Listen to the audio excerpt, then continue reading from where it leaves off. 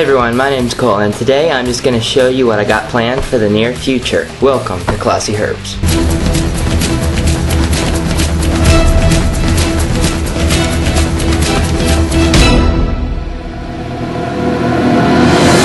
Before we get started with all of that, first I want to say one more time that click here to go to my new ClassyHerps page, and that's where I'm going to be uploading my videos when I hit 200 subscribers on here. I forgot to mention the 100th subscriber on there and the 200th subscriber are going to get a shout out, so hopefully some of you guys will want to try to get that. So please stop subscribing to rephibiankid and go to this page. Once more, it's in the link below, so please go there and subscribe to that channel, and please stop subscribing to this one.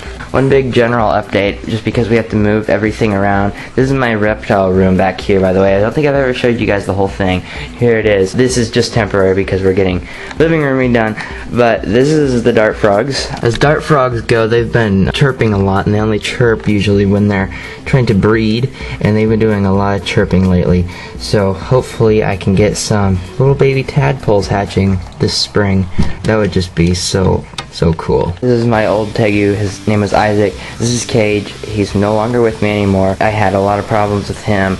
You guys don't want to hear about that, but I ended up taking him to a place that I knew would love him and take care of him, and so he's not with me anymore.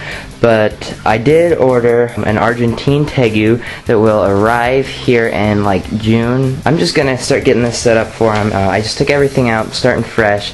The new tegu's name is going to be Ozzy. So along with the tegu's cage there, when he gets bigger, he won't be able to live in a 40-gallon for very long. So this whole wall here, the dart frogs will be back to where they were, just forget about them being right there. But this whole wall is about 8 foot long, and I'm getting an 8 foot long cage for the tegu permanently where he's going to live. So you can expect that. It's going to be awesome. I'm going to build it myself, put a lot of work into it hopefully, and it is going to be awesome. Yeah. So it's going to be huge. So obviously the biggest stuff I'm going to be having going on is with the snakes, and I'm getting started into the Kenyan sand boa, so you can expect another Kenyan sand boa that looks just like this. This is my male Kenyan sand boa, Ben. I'm going to get him a girlfriend that looks just like him, or Snows, and I'm going to hopefully produce some Kenyan sand boas in the future. But right now I'm just raising them up. But the big one this year is obviously ball pythons, what I'm specialized in.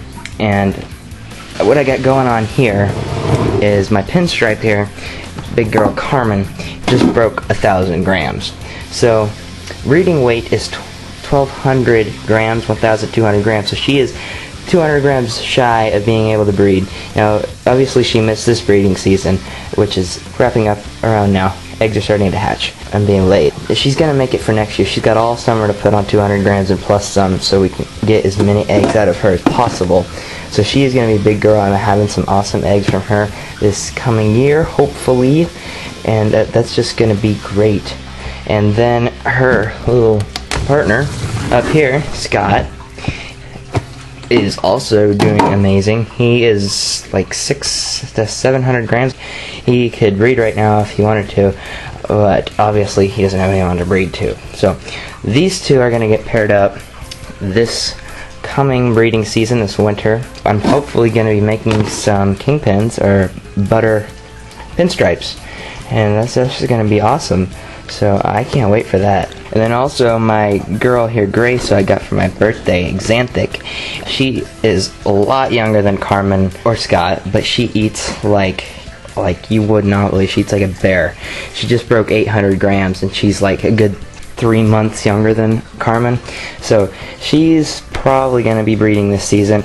Not much is going to be going on there because breeding butter to Xanthic is just going to make butters and normals for Xanthic. But hey, I got some babies coming out of that, so that's going to be awesome. Alright, and then I got my piebald here, Tulip, who is struggling behind. She's not that good of an eater, but we'll get her up to weight. It might be 2 years or so, but I'm going to get a male this spring to go with her, and so I'm going to be making some piebald babies before I know it, so that's super exciting to me because I just love piebalds. Then all together with the snakes, it's going to be awesome. I still have these 2 rows left, so that leaves 8 spots. I'm hopefully going to get some hognose snakes. I'm going to try to get some albinos or het for albinos and probably get a pair, just take up 2. And then I'm also hopefully going to get, they won't fit in this rack, but I hopefully want to get some blood pythons and have a little trio of them. I just want to say, remember, a lot of things are hatching right now. This is hatching season in the next few months, so there's going to be probably a lot of expos coming up. If you want to get into an animal and you want a good deal, go to an expo, because the people at the expos will bargain with you for amazing prices, like, I mean, hundreds of dollars off if you look around. Go with them and you will find some crazy things, because remember, they have probably a lot of snakes hatching and they only have so much room and so many rats that they can have, and so they're trying to clear them out to get more room for the babies that still haven't hatched yet, so they're willing to cut some deals, and plus then they don't have to feed them because they're off their hands. Alright, and then over here is my refrigerator with all my rats and stuff in it, and in here, the light's off right now, but it's my rosehair tarantula Harry, my incubator with some leopard gecko eggs in it. This is Henry the green true python's soon-to-be cage. This is Tim the red-eared slider, he's just a little baby. And this is Roberta, the big red-eared slider.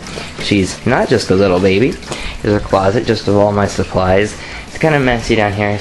And then down here is Henry. And he's just in there temporarily because he was not doing so hot in that cage. As for any insects, I'm definitely going to be getting some more emperor scorpions soon, because I only have 2 in this 20-gallon tank and I can get a lot more. Alright, so I have some pretty sad news to do with Butch, our Chinese water dragon. He recently just died. He had this mouth infection that was pretty bad, and he just couldn't get over it. We tried a lot of things. He just was not being able to eat, and it wasn't looking good. So he just this weekend passed away, and we're looking into getting a chameleon for his cage, hopefully having better luck with that.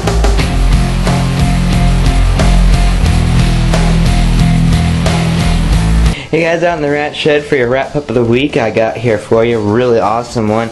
This is one that I just produced, not even has its eyes open yet. It's black and white, and it's got this wicked stripe right down its face. It's really cool. There's like 3 of them just like this, but I think this one is the coolest. Most of the litter was really awesome. I really like the black ones, especially when there's also white on it, because she just looks awesome. There's the litter, you can see a bunch of them are like that. They were actually produced by my little pet rat here, Mrs. Cuddles. That's her name. She's the only rat that I've really gotten attached to that I can hold without biting me. I really like her. I raised her up. She had some awesome babies. It was her first litter. And while I'm out here, I'm going to show you guys, I got serious babies rolling around. I've got a lot of pups. You can see there's quite a few pinkies in here. These 2 moms, it's their second time around. They didn't do that bad, but I mean, there was quite a few. They kind of have them scattered throughout in piles here. They're taking care of that, but the big litter I have going on here is in this tub. I got... These 3 moms had like 40 to 50 babies. You can see there's quite a pile here. There's some in that corner, and the big pile, I guess, is held over here. Mom's trying to get off of them. But you can see, just look at all these babies. It is insane. I don't know where I'm going to keep all these little guys when they get bigger. Probably going to have to separate them. It was really bad timing on my part. Well, not really my part, but I guess I could have done better, but their part, they got pregnant all at the same time, and so all these babies and those babies down there and those babies all about the same age, and so I don't know what I'm going to do. I also have some moms up here that are pregnant, but that's the usual. And then, of course, I'll just go through, show you my breeding tub. Here's my little Rex rat that I showed you guys. Here, maybe I can find her. This is that one little Rex rat that I raised up. It did turn out to be a girl. She seriously lost her Rex. It was a pretty bad quality Rex, I'm assuming.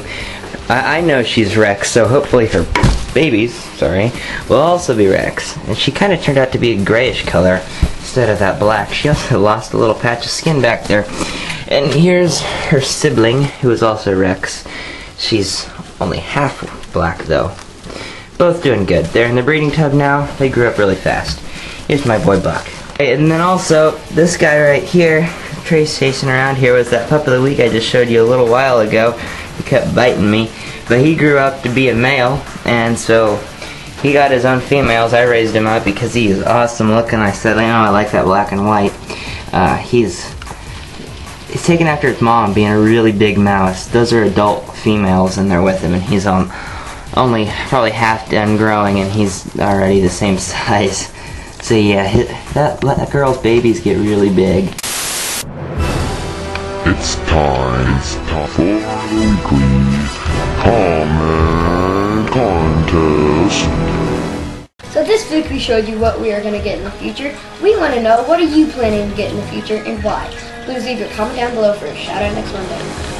Last week's comment contest question, which was, did people overreact to the Bronx Zoo escape, was best answered by X the Leopard Gecko X, who said, I could see how people could overreact to this. It's extremely venomous. It could kill you in minutes. However, I think that it really isn't a big deal because it's one snake in the Bronx, which is huge. I think that zoo needs to be a lot more careful with reptiles and other animals, especially deadly ones like cobras.